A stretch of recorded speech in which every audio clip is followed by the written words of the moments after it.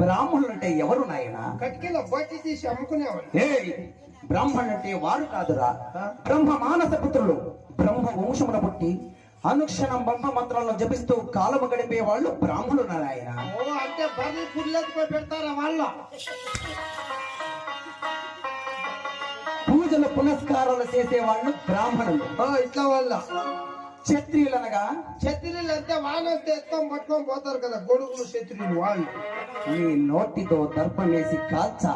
క్షత్రియులు అంటే వారు కాదురా, చంద్రాయుధమ చేతులు బట్టి రణరంగ భూమిలో వీరులురా. అంటే వీళ్ళు కదా. ఎవరు? పోయిందా పోయిందా